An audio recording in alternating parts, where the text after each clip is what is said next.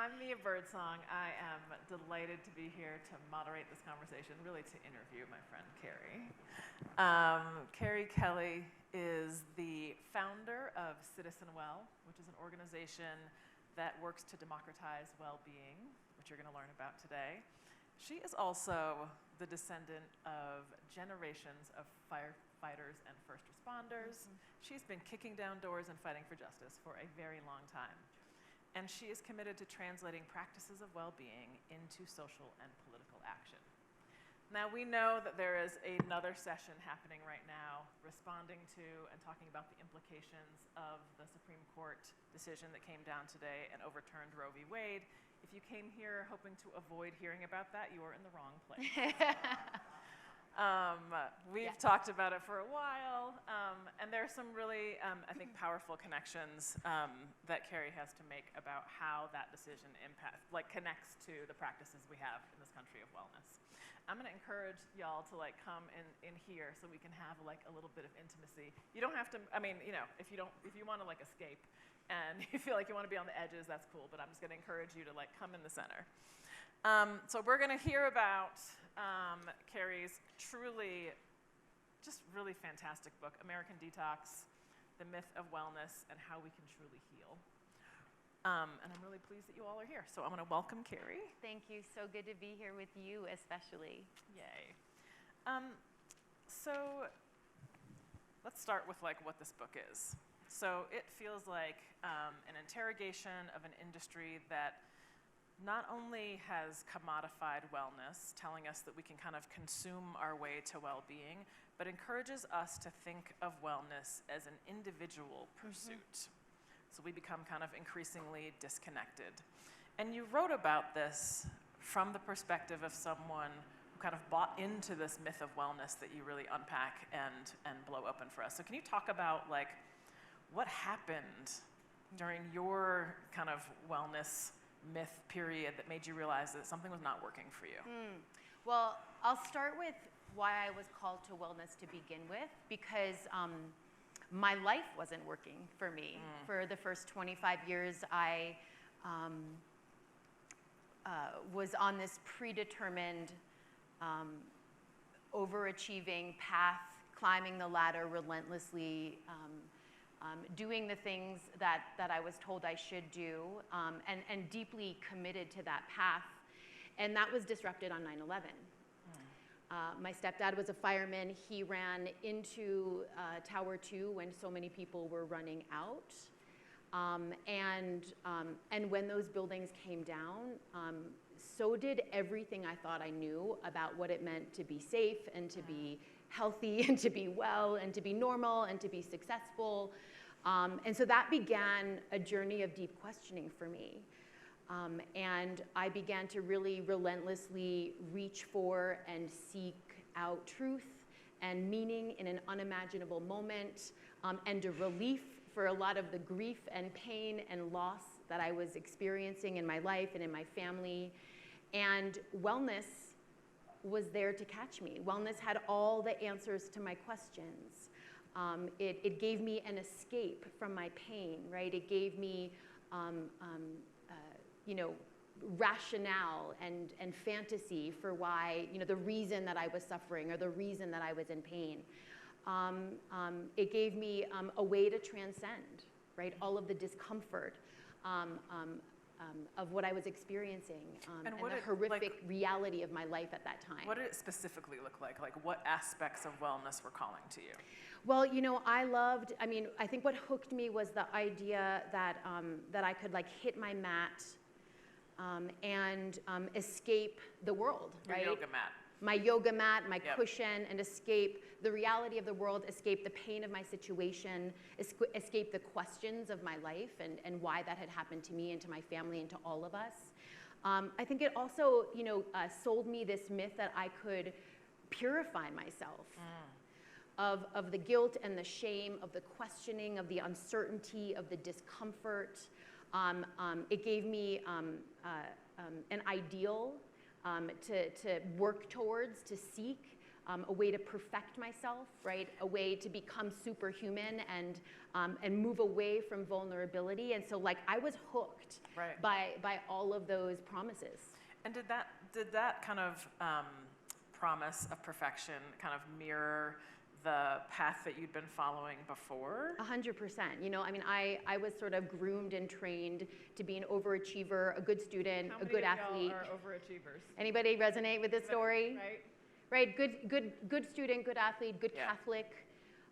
You know, which eventually for me became like, be a good activist, right? Be a good white person, right? So like that storyline still lives in my body, right? I'm always sort of coming up against that over and over and over again. And so yeah, wellness was just more of the same, right? It was like more striving, more reaching, more trying to be perfect and pure and good. And it sort of sold me this fantasy that I was actually doing a completely different thing, that I was on a better path, that I was more conscious than other people, that I was more enlightened, more clean, right? Clean eating and transcendent thinking. And I was hooked. I mean, I was like wearing Lululemon pants and shopping at Whole Foods and reciting mantras to anyone who would listen to me, you know, lecturing everybody, evangelizing the practice, because it really felt like a new religion for me. Not only did I buy into it, but it really did give me a place to go in a moment that was unimaginable and at a time when I was really lost, you know. And you know, I just want to hold space also for the fact that, like, you know, wellness, the industry of wellness is a $4.4 trillion industry globally, right? So like many millions of people engaging in this promise, right, of a better life, of more meaning, of more perfection, right, and more purity. And it's no wonder, right, especially given the way in which our systems are failing us, right? And so I was coming from that too. I was seeking alternatives to what I had been taught, to the systems that I was a part of that weren't actually working for me and aren't really working for many people. And so I'm not shocked that so many people are sort of like reaching for this alternative way of being in the world, and yet wellness is just more of the same, right? It's indoctrinated into a lot of the same ideologies that have kept us unwell for so long. So then, all right, so then you began this journey, yoga, meditating. Right. So if 9/11 was kind of the crack in the facade of your kind of American dream path, like what was the crack in the facade of your wellness? Yeah, so, you know, for me, I mean, it looked good on the surface, right? And I was sort of called into, you know, all of the like positive vibes and enlightened messaging that sort of surrounded that culture. And it just so happened that I was doing a teacher training and taking yoga at a studio in south of San Francisco, south of Market, in an area called Soma on 4th and Folsom Street. And I would every day go in and out of my yoga studio and, you know, go in, you know, distraught and distressed and come out like blissed out with my green juice, all dewy-eyed. And there happened to be a group of homeless youth that were parked out in like the overpass towards the entrance. And we would just walk in and out every day and just pass them and make no notice, right? And not even pay attention. But after a while, I started to see. And then I started to pause. And then I stopped. And I was like, how is it that I get to be well, that I get to have this experience of bliss, right? And clarity and compassion on my mat when people are struggling to survive, much less be well. And that's when I really started to question wellness and to question a culture and an industry and a system that is only designed to keep some people well and leave other people out. And why I got to be well, right? Why was I one of them? Why did I get to have the privilege and the proximity of wellness that is denied to so many people? So that really started me on this new path of both, I want to say, like questioning wellness and critique of the dominant culture of wellness and the industry of wellness, but also a deep yearning to be well, right? And for all of us to have what we need to thrive. And so that's sort of what got me into this idea of democratizing wellness and creating the conditions where everyone can be well. So if your kind of post 9/11 experience, there was this seeking that you had, and the wellness industry was waiting for you. And then you had this experience of like finally seeing these unhoused young people who were hanging outside the yoga studio you're going in and out of. So then where did you turn? Because like all of a sudden this new crack, right, and this new facade was there. Where did you go? Well, you know, there was already a deep tradition of spiritual activism that was happening in like meditation and yoga. So I'm thinking about the lineage of like Thich Nhat Hanh, right? And many of the spiritual activists, Reverend Barber, Ruby Sales, Reverend Angel Kyoto Williams. And so I sought out those people because I knew I want you to pause for a minute. Yeah. I want you to say those names again. Yeah. For everybody to hear who they are. Yeah, so I was talking about Reverend Barber, who runs the Poor People's Campaign. And I'm talking about people who are bridging spiritual practice and social justice, who understand that our liberation, our spiritual and physical and material liberation are bound. Reverend Angel Kyoto Williams is like a badass Buddhist. She's incredible. I love her. Roshi now, in fact, not just a sensei, but a Roshi who wrote an incredible book called Radical Dharma. That's really about how the inner work and the outer work are deeply interconnected. Ruby Sales is a civil rights icon who literally is like living into what it means to be a living ancestor now, and walking the talk of spiritual practice and how we advocate and fight for justice for everyone. And Thich Nhat Hanh, you know, comes from the tradition of engaged Buddhism, right? Which understood that like we can't just meditate our way to collective change, that we actually have to be out in the world and engaged, right? That too is an expression of the practice. So I sought a bunch of these people out, and I knew that that's where I wanted my practice to go, and I felt really called to serve. You know, I felt really called to like translate this thing that had happened to me, 9/11, and the wound and the learning and the growth into some kind of social change, into making the world a better place. And so that put me on a very clear path towards justice. Right. That was also messy. Yeah, of course. I mean, if good. So one of the things that you write about in the book is that the wellness industry is selling us isolation and escapism. And part of what I hear you saying about what you were then drawn to was about something more connected. But can you just like give us some examples of what that like isolation and escapism looks like? Because I think on its face, right, like what we think we're kind of moving toward, we're not. Nobody is like, yes, isolation, and trying to get that. So talk a little bit about like how that comes through in the wellness industry. Yeah, so in the book I grapple with a number of different what I call myths, right? These sort of false promises of wellness that were sold, quite literally sold, and then the wellness industry is profiting from them. So that feels like an important vicious cycle that's happening, right? Because if we stay unwell, then the wellness industry, in fact, benefits. Right. It's not really designed to help us get well. It's designed to keep us in a vicious cycle of striving and reaching and wanting more. And so, yeah, so some of what wellness sells us is this idea that we can escape or transcend the discomfort of our lived experience, or even the discomfort of like our reality, right? Like the horrific and very uncertain world that we're a part of right now. And it tells us that we can do that by leaving our worries behind and hitting the mat and going into, you know, the bliss and the emptiness of our bodies, or meditating away negative thoughts, right? Or suffering or struggling. It also sells us ideas like we are one, right? That's like one of the big mantras in the wellness industry that teaches us about to be colorblind, right? And to not see color or to not acknowledge the very different lived and relative experience that people are having being alive on the planet, right? And so and it invites us to sort of bypass, right, the reality of our life and our lived experiences right now, and to sort of seek out the comfort of sort of opting out, of like staying in positive vibes only, of staying in sort of like a blissed out and disconnected, I would even say dissociated state. It also, I think, teaches us that we can become purified, right? I'm just thinking about like the trend of clean eating, and of even the way in which like wellness Which suggests that there is like dirty eating. That's right. Which is deeply problematic, right? That's right. Well, and it's often deeply steeped in like deprivation. Yeah. Right, which is like entirely problematic in and of itself.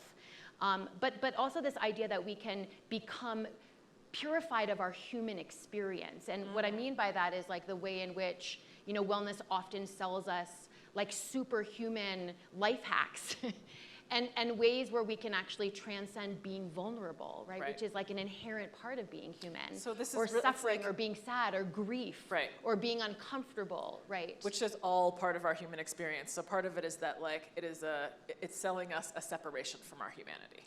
Yeah, and the irony is that like, you know, often wellness is telling us to reconnect with our mind-body connection, and in fact, it's actually encouraging us to become disembodied. Right.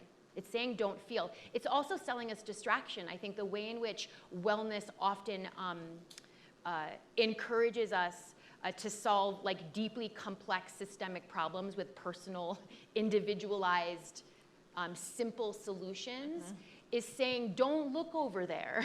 Right. Right? Don't look at these like deep-seated, systemic, historical, entrenched patterns and structures and systems that got us here. Look over here, you know, just like meditate more or eat differently or read this book and you'll be enlightened, right? And we know that that's actually not getting us well. So there's something that we're seeking, right, in wanting to step away from the things that make us uncomfortable, from like, you know, kind of a way that we are actually numbing pain, even though we think we're like, you know, transcending it. So talk a little bit about how the work that you are moved to do now still addresses our pain and discomfort.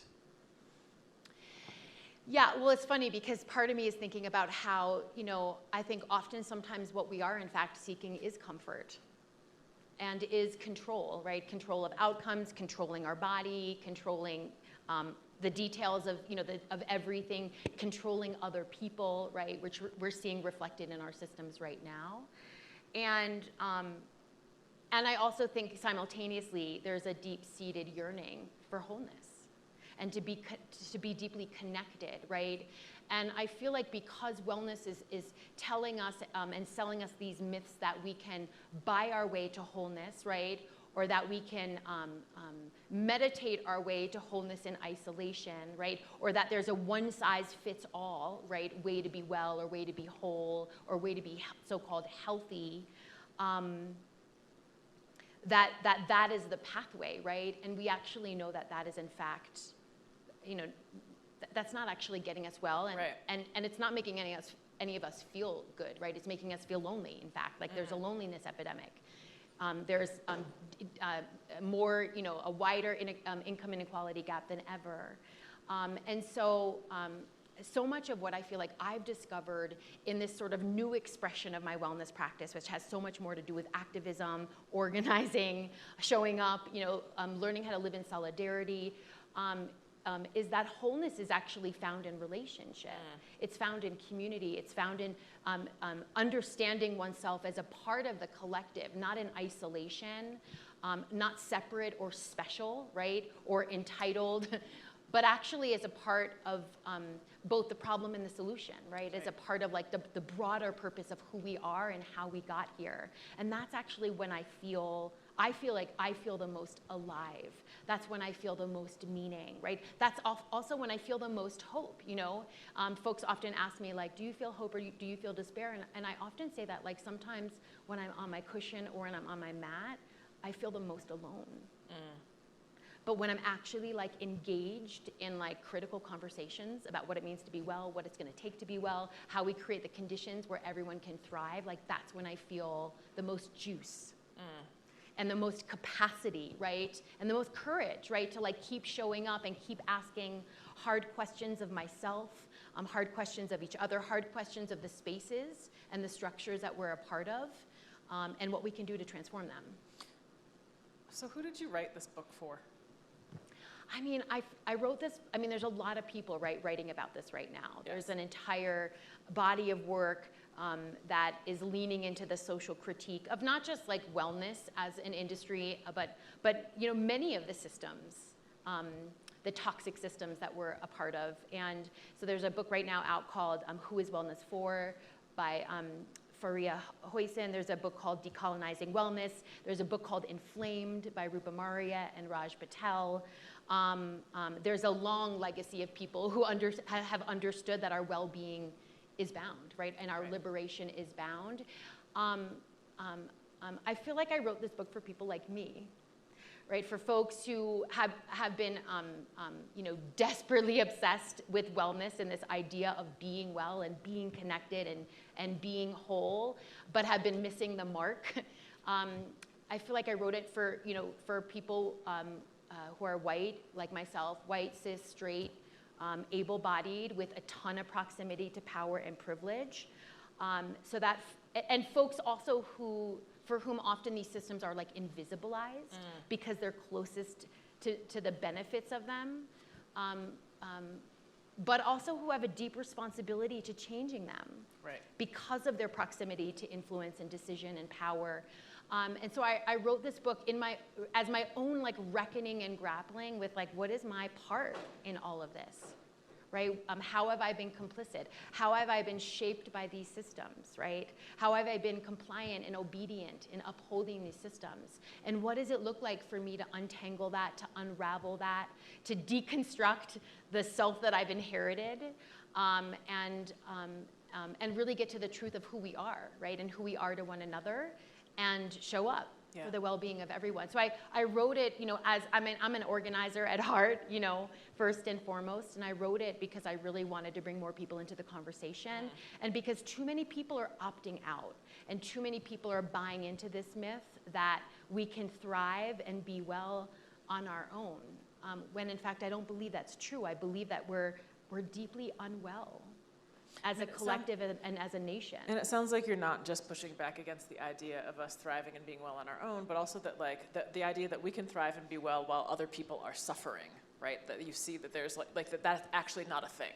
We can't actually thrive and be well while other people are not thriving and are not well. And I feel like today is a perfect example of that, right? That like we are, you know, despite wherever you're located in these systems and structures, like we're all going to be impacted by the SCOTUS decision today in one way or another. We're going to be impacted differently and disproportionately based on our social location, right? And we're going to all be taking we're going to have different risk, right, associated with how we show up and what's happening. But the sliding scale of what this decision today is going to prove, right? The implication and the consequences are going to be far-reaching, and most of us are going to be impacted by them. And I just think if you look at like any of the accelerating crises we are facing right now, whether it be climate change or global pandemics or political oppression, right? None of us are well inside this system, and I think our collective survival is at stake. And so this idea that like we can be well in a bubble, that we can stay in our gated communities of wellness, that we can just like drink green juice and, you know, do a lotus pose and be enlightened is kind of absurd and ridiculous given actually what we're seeing play out right in front of us. And so I think this, you know, this book isn't just an invitation to reckon with your own well-being. I think it's an invitation to reckon with our collective survival. So a lot of what you kind of take your readers through is this unpacking of a culture of whiteness, which is not just about racial identity, but is also about individualism and being a perfectionist and being in control. Can you talk about a little bit more about how you do the work of approaching wellness without recreating? And this is where I feel like this is some of the messiness you're talking about. Totally. And I feel like one of the things that happens when we talk about the paths that we are on, right? And especially if you're talking about race and the work of that, is that we talk about it in abstractions.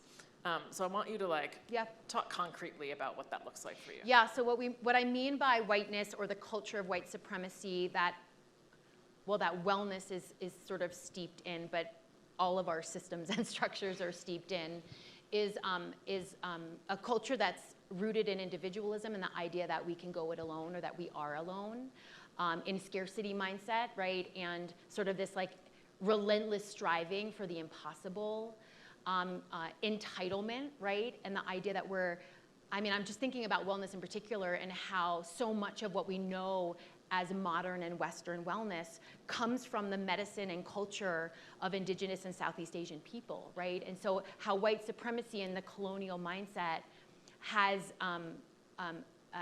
enabled us to assume that we have permission to take someone else's medicine and then commodify it and profit off of it, right? And co-opt it and adapt it and appropriate it so that it's completely divorced of its origins, right? Like that has deep roots in colonialism and in white supremacy. And so what I mean by that, by the culture of whiteness or sort of like the collusion of all of these really toxic ideologies that have constructed, right, this system of white supremacy that is not, wellness is not inoculated from that. It's deeply steeped inside of it.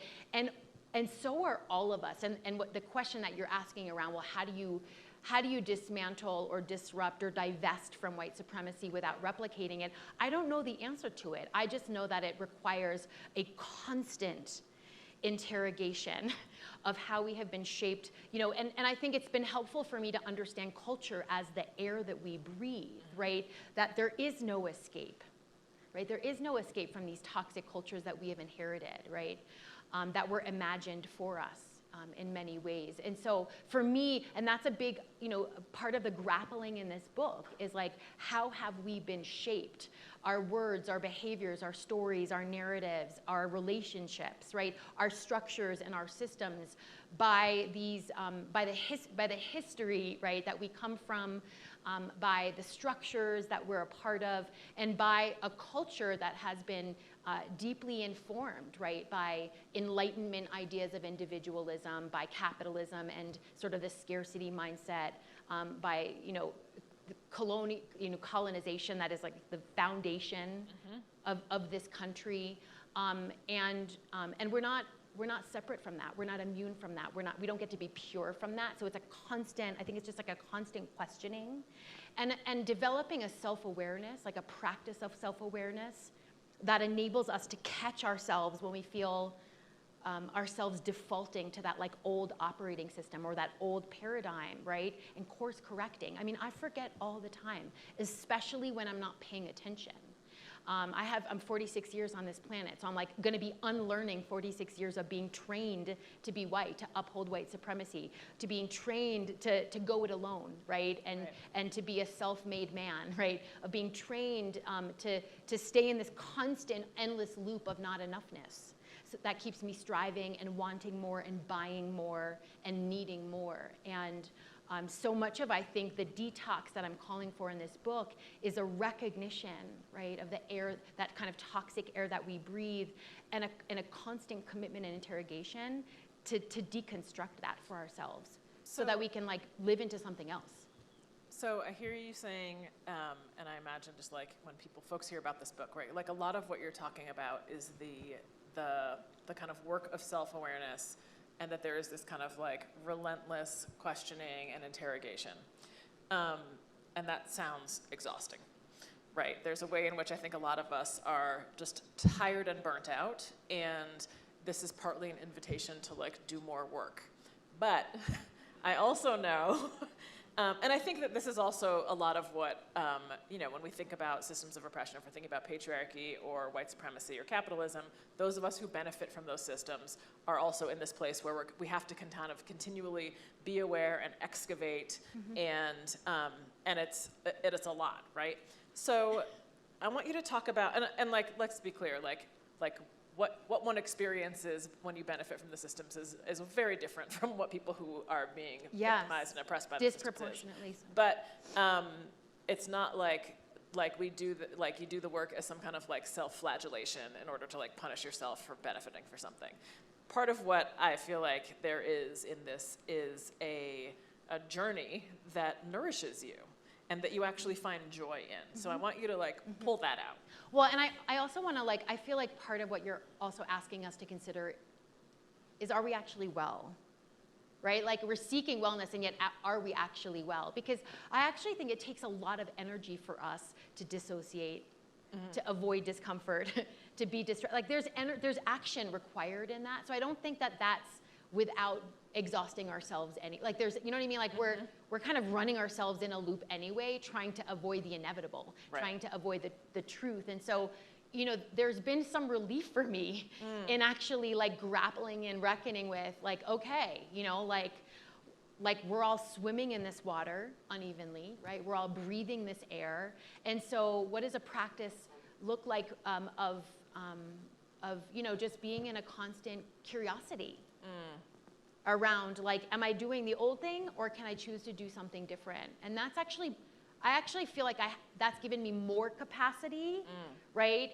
And more energy to like for the conversation and for the work ahead than just sort of defaulting to like the old way, which, you know, seems like the easy way out. And I think often we frame it as like the comfort zone, but I actually do think it takes a lot of energy to keep avoiding what is right in front of us, right? To look the other way, to run in the opposite direction. So I want to say that as like some context. Yep. And yeah, like I feel like the epilogue of this book I threw in at the last minute. It took me, I think, 324 pages to get there. And it speaks to what you're naming because, you know, after all of like the unraveling and falling apart and grappling and reckoning I did by writing this book, because, you know, I practiced this book, right? Like that was, you know, it's like, be careful what you wish for. You know, you're like, I'm going to write a book about detoxing myself. And then you do it and you're like, oh shit.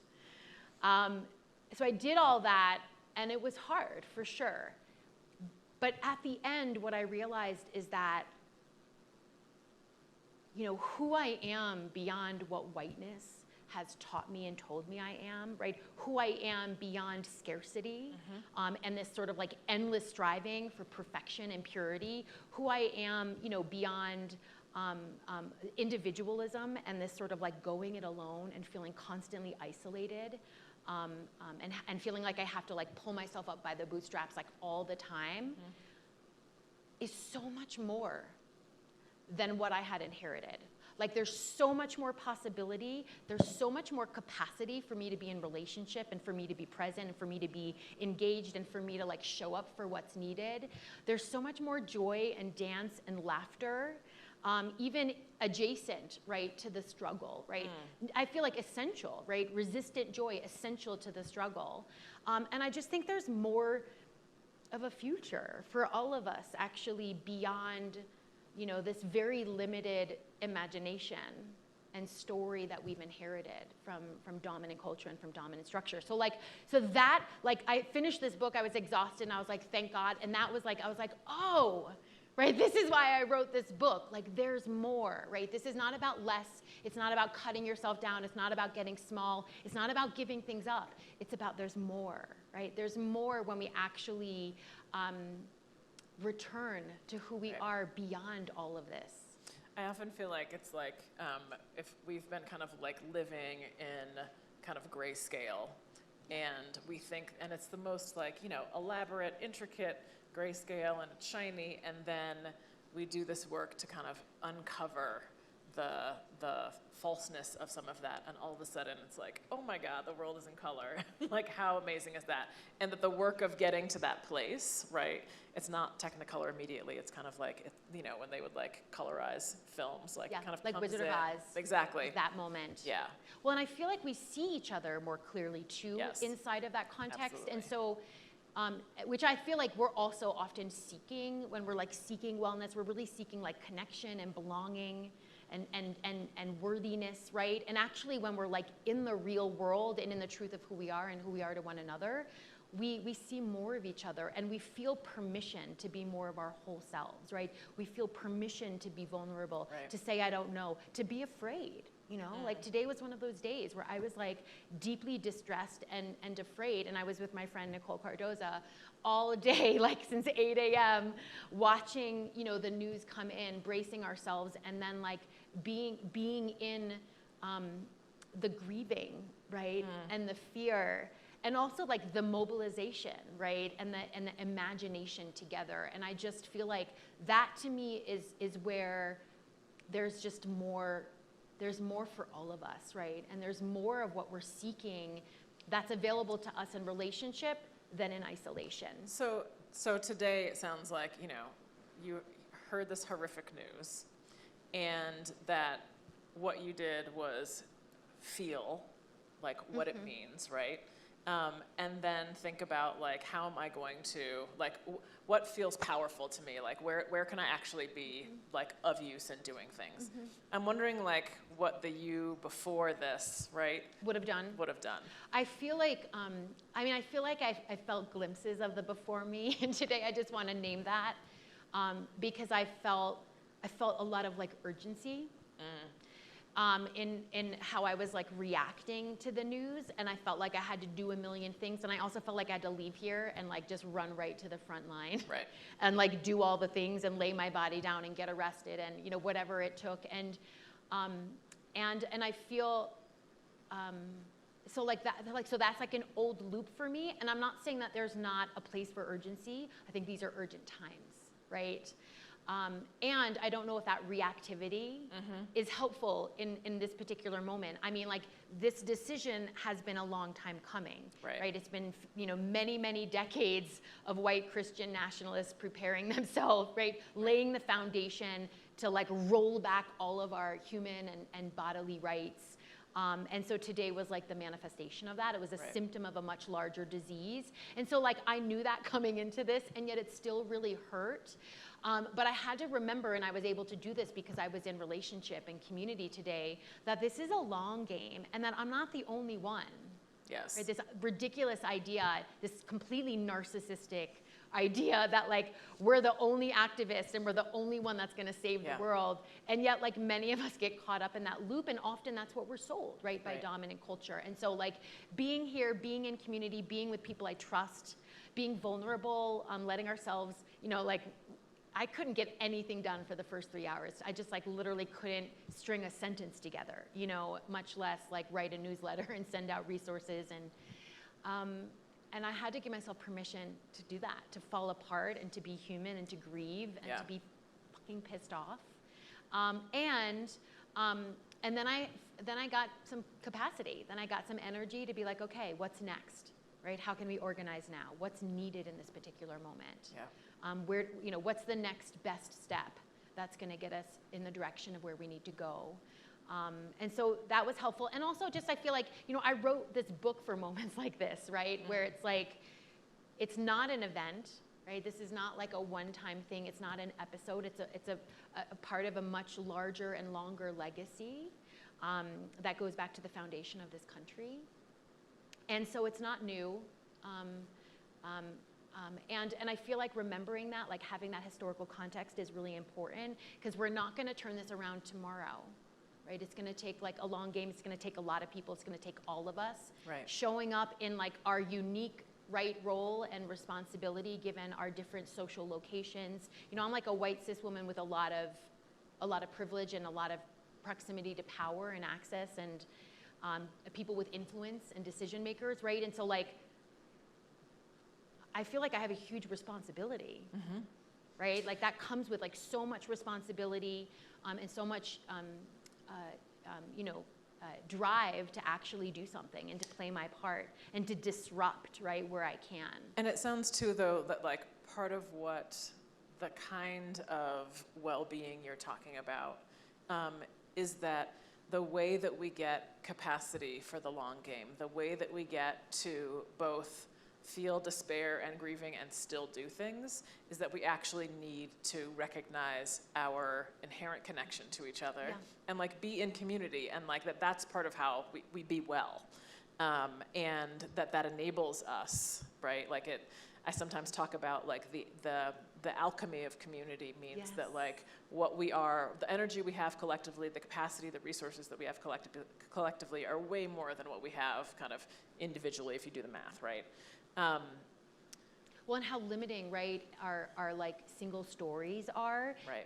In the last chapter of the book, I tell this story of meeting Valerie Kerr, who's this amazing filmmaker and Sikh activist.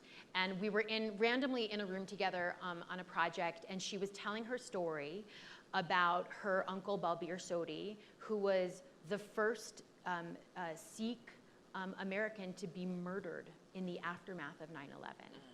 So this is 15 years after 9/11, after I had spent literally 15 years of like seeking, seeking everything, seeking the meaning, seeking the wholeness, seeking the purpose behind what had happened through wellness, and then activism, right, became kind of a replacement for that. And she told her story, and I was flabbergasted, because I was like, oh my God, I've been telling one version of 9/11 this entire time, hoping, assuming that I could heal, right, by living into this very one-dimensional, super centered and privileged version of 9/11.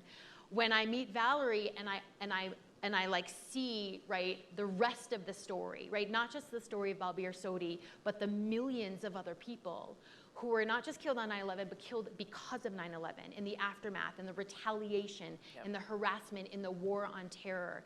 And so that was that to me was actually the healing moment. That was the moment where I was like, oh, this is what it means to be well.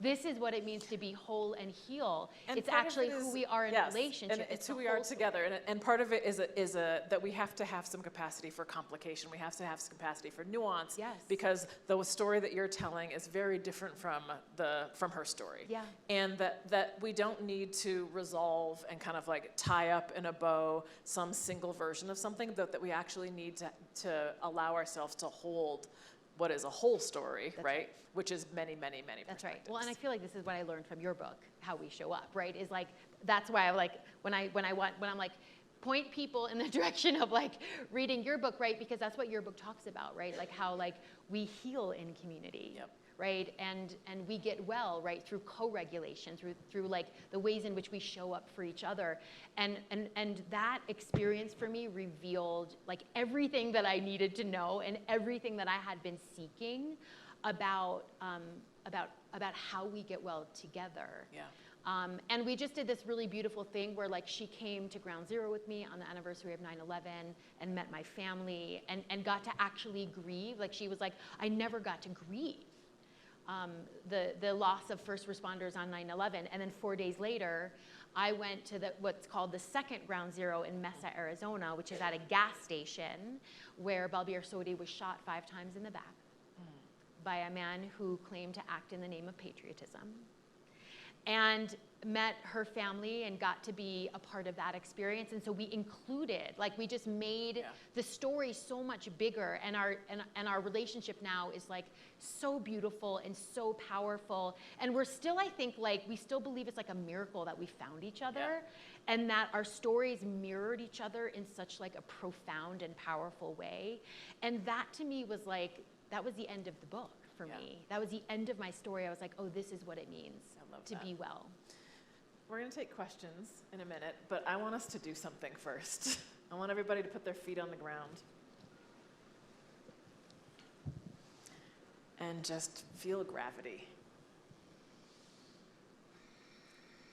That is the earth holding you.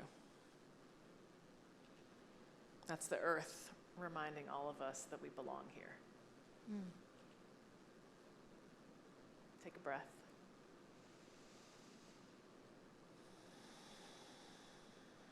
And notice you. And then I want you to look around this room. Make eye contact. It might be a little awkward. You don't have to hold anybody's gaze too long. And notice us. You're in a room full of people. I think it's good for us in these contexts where we are very much in our heads to get a little in our bodies and to be reminded that we're here with each other. Who has questions? All right, let's start right here. Wait for the microphone. And I want to remind everyone, a question ends with a question mark. And it's not, and you can't just kind of uplift at the end of your statement and have that be a question. I want actual questions. Thank you. Go ahead. The yoga world is very much my happy place. But I'm very much in my head right now from what you've been saying. how specifically, what is your prescription for democratizing wellness? I have friends who own successful spas, who have yoga businesses, who do this and thus, and they're hot messes. And that's why they in particular are good teachers. But what is your prescription? I mean, I think, okay, I'm going to put a question mark after this. Democratizing wellness is clean air and access to food and access to transportation and access to social justice. See her answering her own question. Question mark. And I've marched on the street. All right, I'm gonna pause you because we really are gonna ask questions, and I want you to ask one question. Well, and I want to answer the question. I feel like you asked the question, and I want to answer it. Go ahead.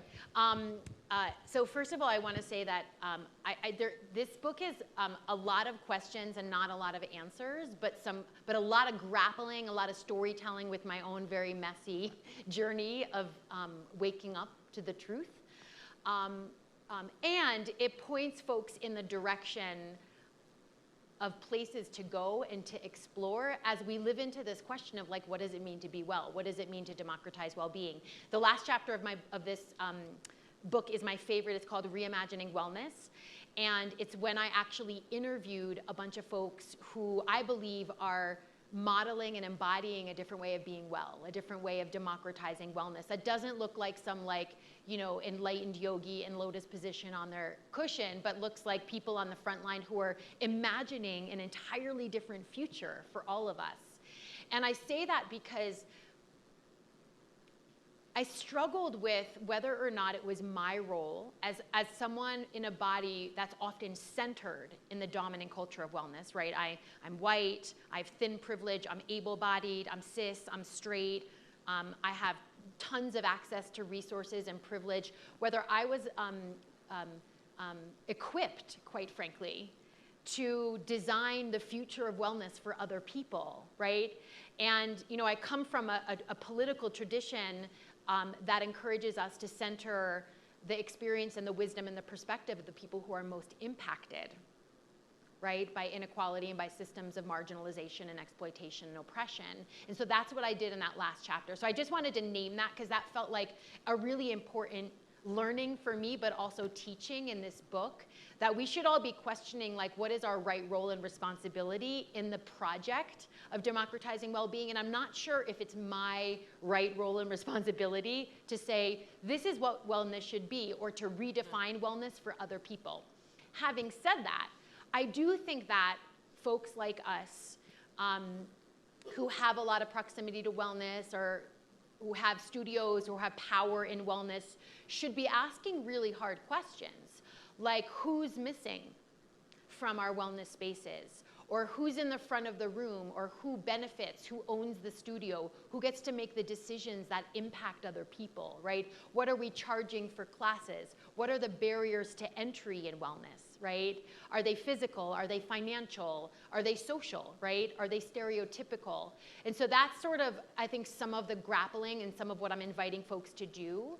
And to just pick up on where you went in answering your own question, I also believe that we need to get deeply political, and that there's a way in which, especially in wellness, we assume that we're neutral, right? And that we can just, like, exist in this, like, alternate reality versus, like, the actual world that we're a part of. And today is a perfect example of how the systems and the structures that we're a part of are not making any of us well.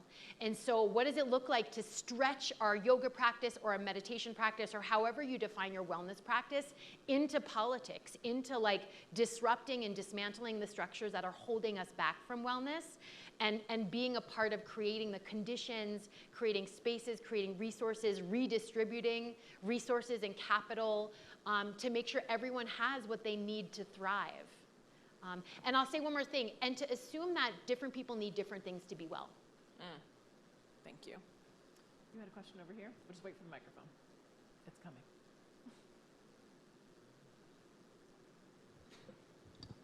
Hi, so thank you so much for your talk. I think it was super interesting, and I agree with a lot of what you said. And I do have a question. A big part of health and mental health and wellness is community, indeed. However, do you think there is an intersection of the two, taking care of yourself and taking care of others? Because you can't take care of others if you're not taking care of yourself. And there's a lot of, scientific research All right, on. we got you. We got you. So your Yeah. question. So I'm going to rephrase this question Yeah. a little bit. So Fair roll. part of it is how do we, where are we prioritizing taking care of ourselves versus kind of like being in community, the kind of cycle of like receiving and giving. Well, I think I emphasize in this book collective care because we're like steeped in like the context of like a deeply individualized culture that's constantly pointing us in the direction of like personal and individual solutions, simple solutions to really complex problems. And when we understand ourselves as interdependent, right, and interconnected, then of course, right, that includes our own individual well-being, right? So there's a place for self-care and tending to the self and healing the self inside of the collective. But I think what we want to disrupt is the idea that those two things are separate, or they're meant to be, or that one is more important than the other.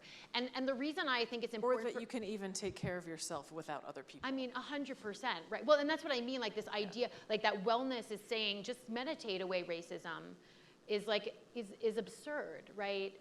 When there's actually systems and structures and culture that we're a part of that we actually need to confront. So I think that it's like a paradigm shift of like understanding that the self is the collective, right? And it's a commitment to I call it mutual care. It's like mutualities, understanding that we can't be well without each other. And that goes for collective care, and it also goes for self-care. Thank you. Who else has questions? Really just two? All right, there we go. Hold on, just wait for the mic.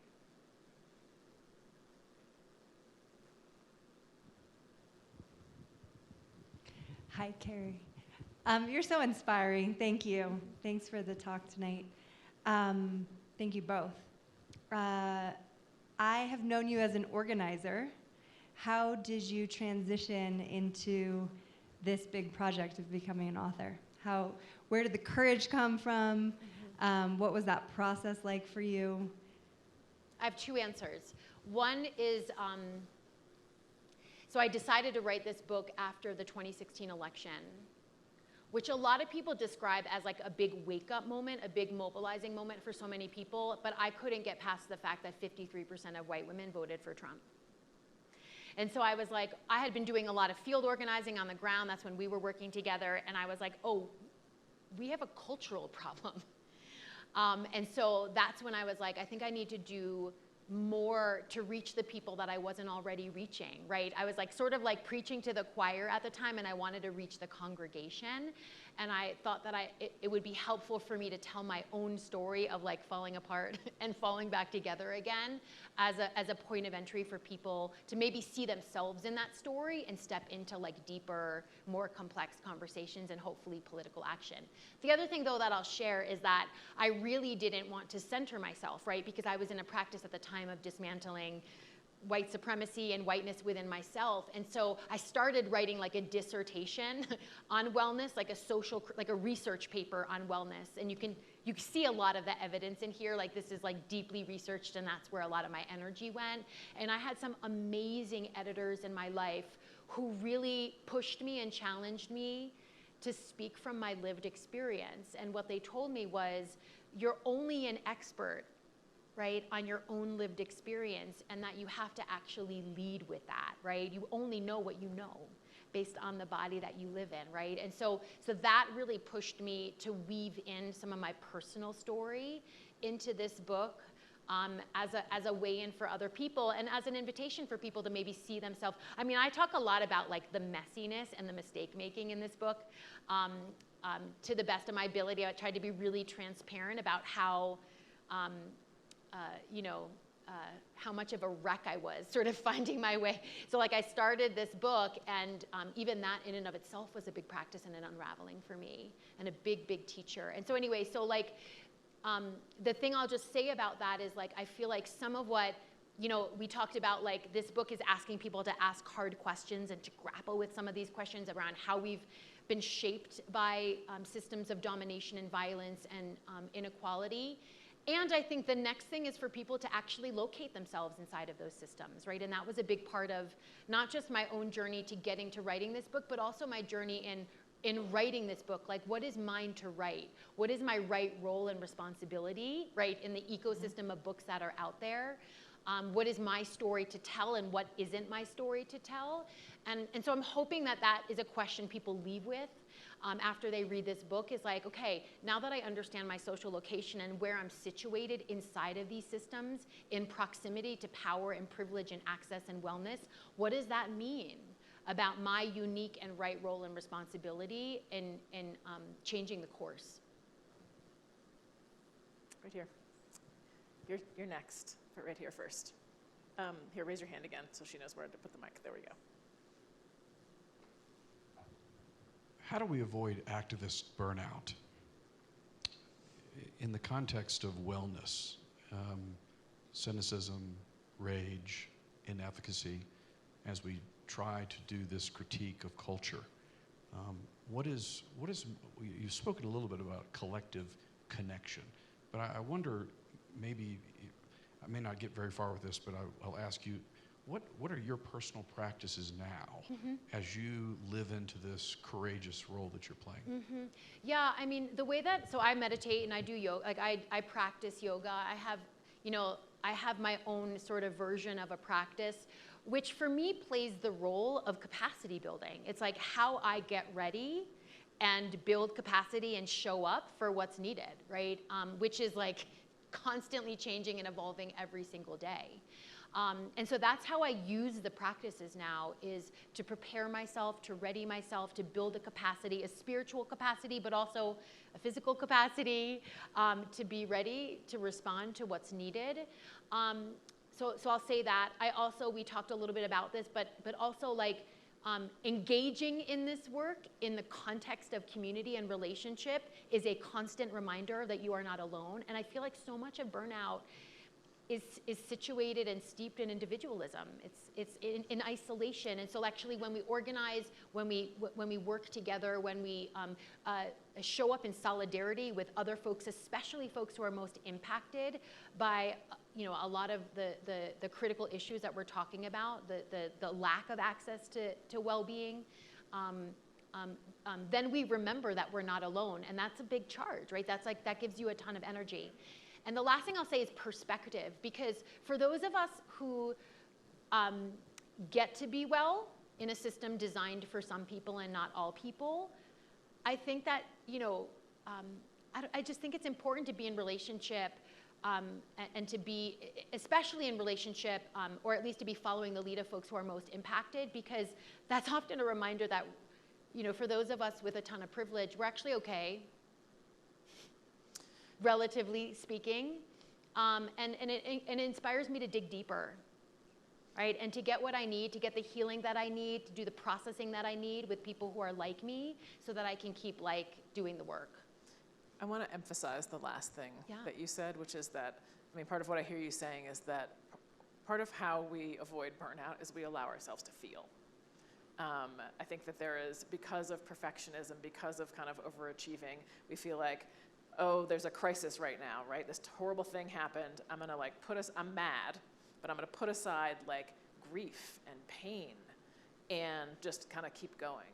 And those feelings don't actually go away, and they are draining on us. So I feel like that piece is important. And then the other thing about the individualism piece is not just that we're doing the work collectively, but that sometimes we actually need to rest and trust that somebody else is gonna keep going.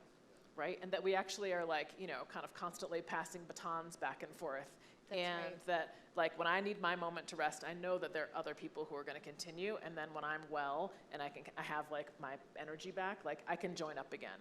And that I can remind the other people who I'm in community with, when I see that they are reaching their breaking point, I'm like, you can take a break, right? Because that individualism and that kind of idea that even if we're in the collective, we all need to keep going.